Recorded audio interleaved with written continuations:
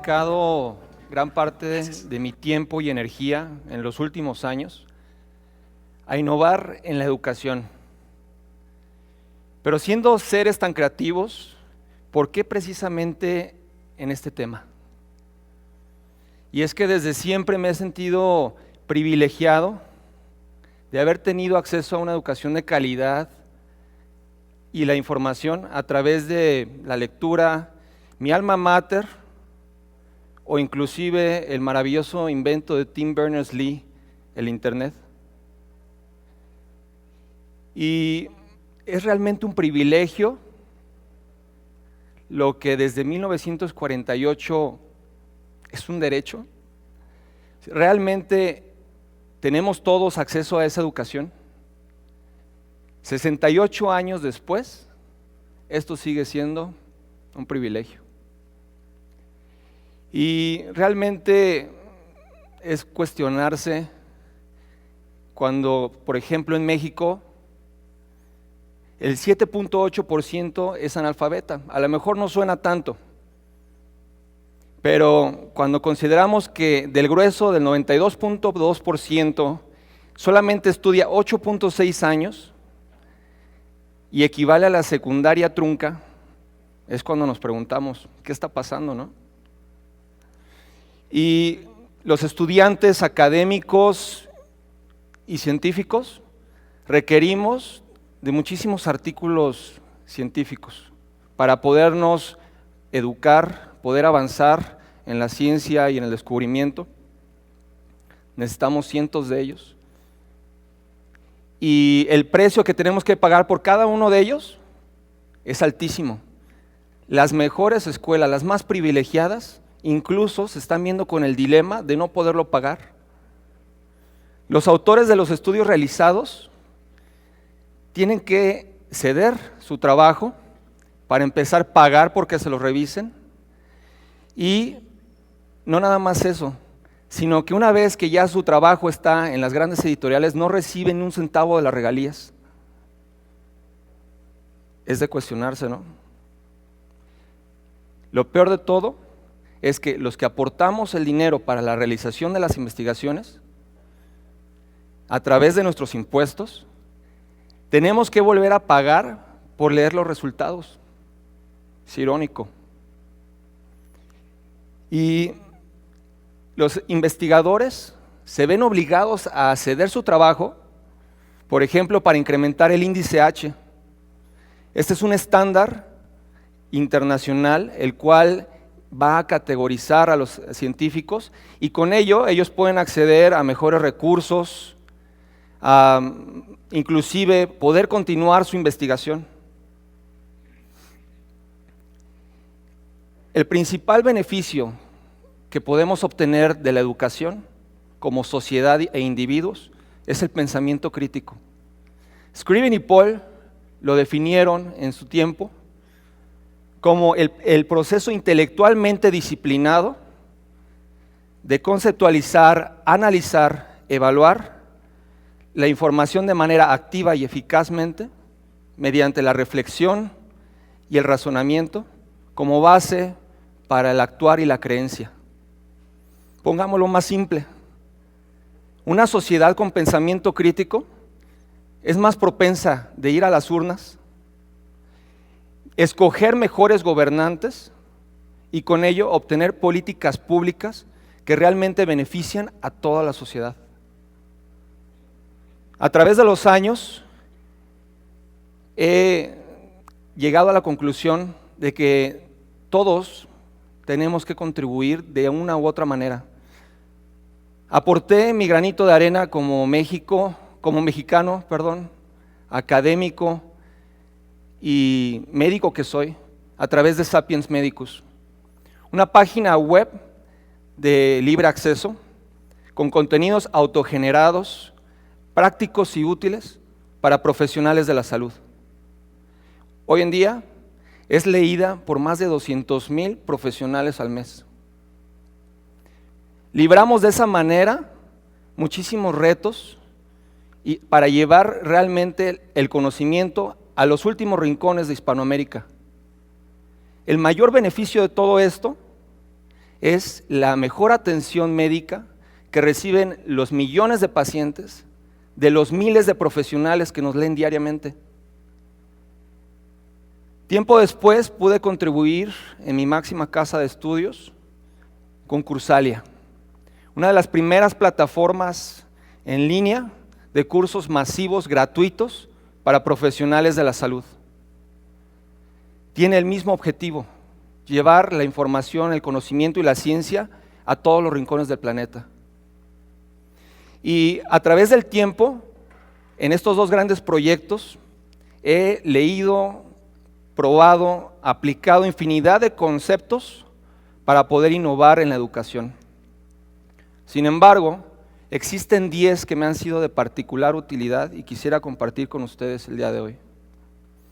El primero de ellos es: todo empieza por empatizar. Si realmente queremos diseñar cosas geniales, debemos empezar por ponernos en los zapatos de aquella persona o aquel grupo de personas a quienes vamos a crear, a diseñar. Y para mí no hay mejor herramienta que el design thinking. Todavía no existe traducción al español, pero es un proceso de 5 pasos muy sencillos que empiezan precisamente por empatizar, para realmente identificar cómo se sienten nuestros usuarios, en este caso nuestros estudiantes. Después vamos a definir la problemática real que tienen, para entonces hacernos a la tarea creativa de idear las soluciones. Y no queda más que ejercer estas ideas a través de prototipos y probarlos. Y el proceso es dinámico, puede ir de principio a fin y de regreso las veces que ustedes necesitan. Empatizar es el primer paso para poder innovar en educación. ¿Conocen a esta persona? Es Walt Disney. Está empatizando en su primer parque de diversiones. Tuvo que sentarse en el tren para realmente vivir lo que los pequeños, que iban a ser realmente los usuarios, iban a poder disfrutar. Acostumbraba a arrodillarse mientras estaban en la construcción para tener la misma visión que iban a tener los niños que iban a jugar después ahí. Empatizar. Lo segundo es: sin receta no hay pastel. Y es realmente sorprendente, me he topado con maestros y profesores en todos los niveles que desconocen el término de diseño instruccional. Broderick lo definió en el 2001 como el arte y la ciencia de la creación de un entorno y los materiales de instrucción para llevar al alumno del estado de no saber, sentir o ser capaz al estado de conocer, de sentir y de poder realizar aquellas tareas. Yo lo pongo mucho más sencillo. El diseño instruccional es la receta ideal, con los ingredientes precisos, las cantidades ideales y el orden exacto para poder cocinar nuestra enseñanza. Si no hay diseño instruccional, no, ni siquiera le continúen. Diseño instruccional es otro de los puntos importantísimos para poder innovar en educación. Además, todos los académicos, profesores y maestros, sea quien sea, desde el kinder, nos hemos enfrentado a una serie de vallas, de bardas impresionantes durante décadas, si no es que desde toda la historia. Nuestros estudiantes están lejísimos, la distancia, o en los tiempos actuales cada vez hay menos tiempo tanto del estudiante como del profesor para educarse. Y uno de los principales problemas, el dinero. Sin dinero prácticamente no hay educación. Qué vergüenza, ¿no? Sin embargo, hay herramientas tan padres que están surgiendo con las nuevas tecnologías y una de ellas son los MOOCs. Cursos masivos en línea gratuitos. Es algo que estamos generando en Cursalia, es el corazón de Cursalia. Y a través de estos cursos estamos llevando a cualquier rincón del planeta conocimiento y ciencia. Es gratuito, es masivo y es de calidad. Es una herramienta ejemplo para brincar todas esas vallas. Y otro aspecto muy importante que debemos tomar en cuenta es que lo difícil es crear algo simple. Hace poco, Richard Branson, un emprendedor en serie y creador de la primera aerolínea espacial, publicó en su cuenta de Twitter lo siguiente: la complejidad es nuestro enemigo. Cualquier idiota puede idear algo complicado. Lo verdaderamente complicado es crear algo simple. Tiene toda la razón. ¿Cómo esperamos empezar a transmitir conocimientos y nuestras clases, nuestras diapositivas se ven así? O si les presentamos a nuestros estudiantes gráficos como estos y lo único que queremos resaltar es esto. Realmente es difícil crear algo simple, pero debemos hacernos a la ardua labor para realmente innovar en educación. En Sapiens Medicus ha sido uno de nuestros grandes beneficios. Nos hemos fijado en la tipografía, que sea el tamaño adecuado, que sea claro, que haya el suficiente espacio entre renglón y renglón. El detalle, cada detalle cuenta. Inclusive les estamos diciendo a nuestros usuarios cuánto tiempo les va a tomar actualizarse. Y es gratuito.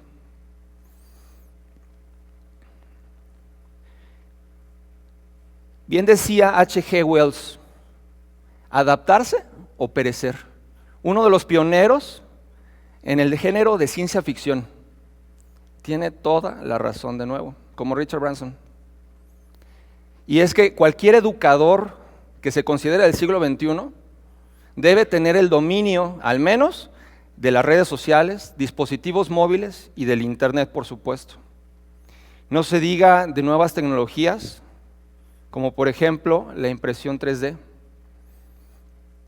Esta es nuestra impresora en Cursalia, con la que estamos generando juguetes, por decirlo así, plásticos, que tienen el objetivo de complementar la enseñanza del estudiante.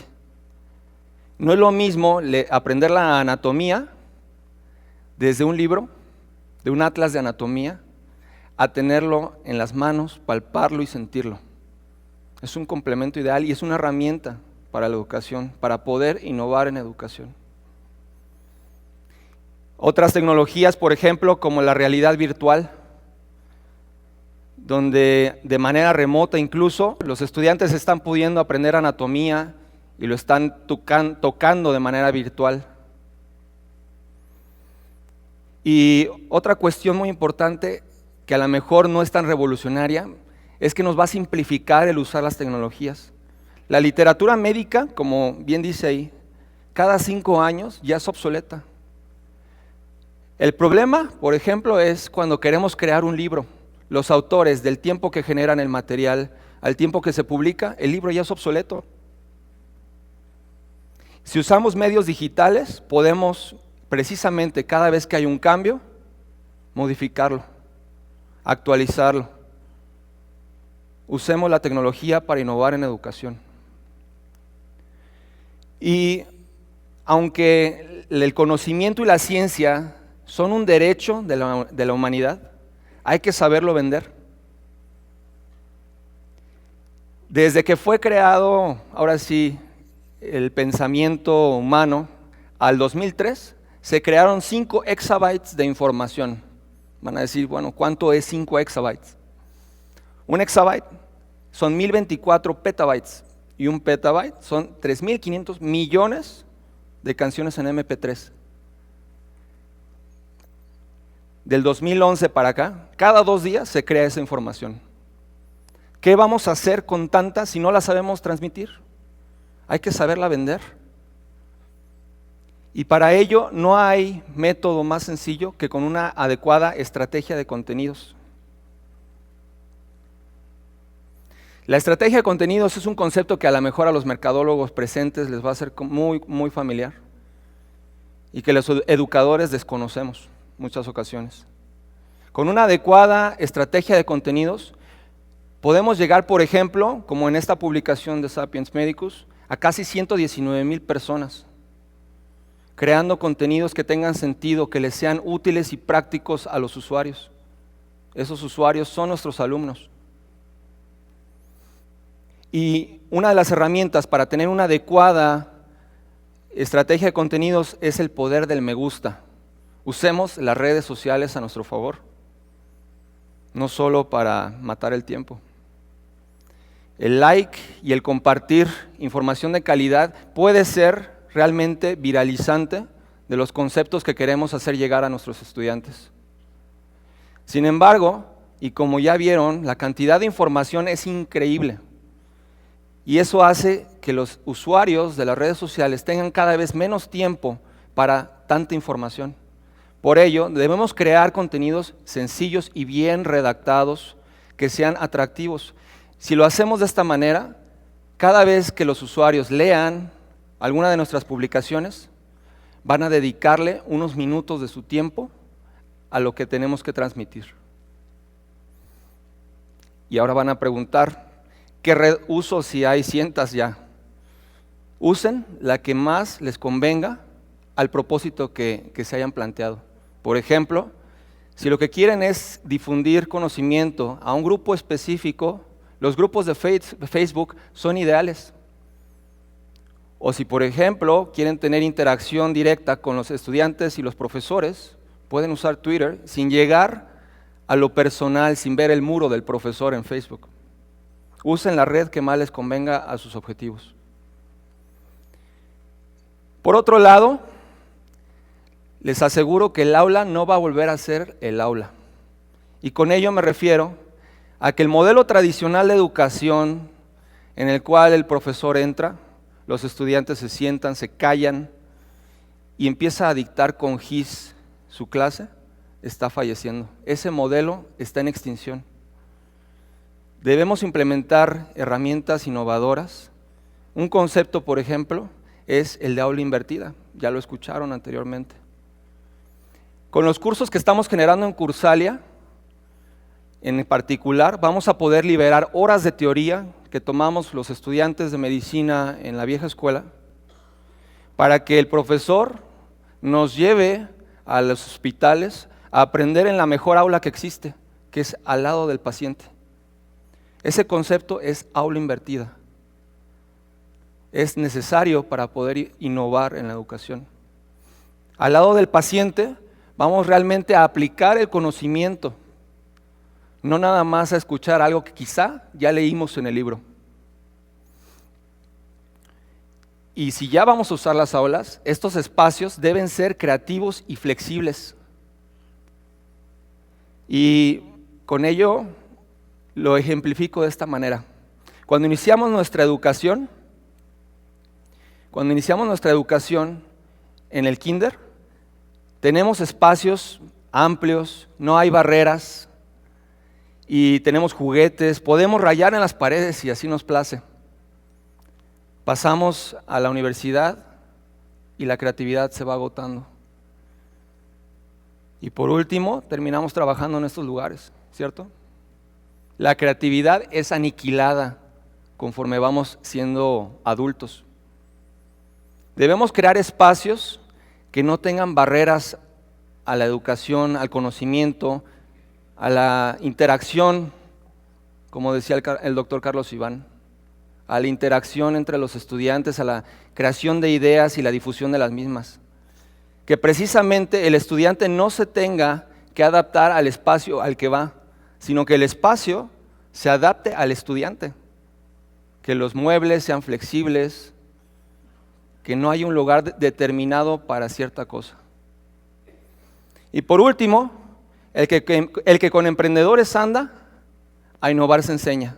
Debemos fomentar en las escuelas, desde muy temprana edad hasta las universidades, círculos de emprendimiento. En las mejores universidades se estimula a los estudiantes para que desarrollen su maestría en negocios, para que aprendan acerca de cómo ser emprendedores. Si no, de otra manera no hubiera surgido Google, después Alphabet. Y Como ejemplo de ello es que en el MIT, los estudiantes que han egresado de ahí han generado 25.800 empresas activas hoy en día, y el beneficio de eso es que han dado empleo a 3.3 millones de personas, y si juntáramos los ingresos anuales de todas esas empresas, serían la 8ª economía mundial. Sorprendente, ¿no? El gran beneficio de crear círculos de emprendimiento y fomentar los negocios, independientemente de la profesión que hayamos escogido estudiar. Todo esto que les he platicado el día de hoy, lo resumo con una ecuación.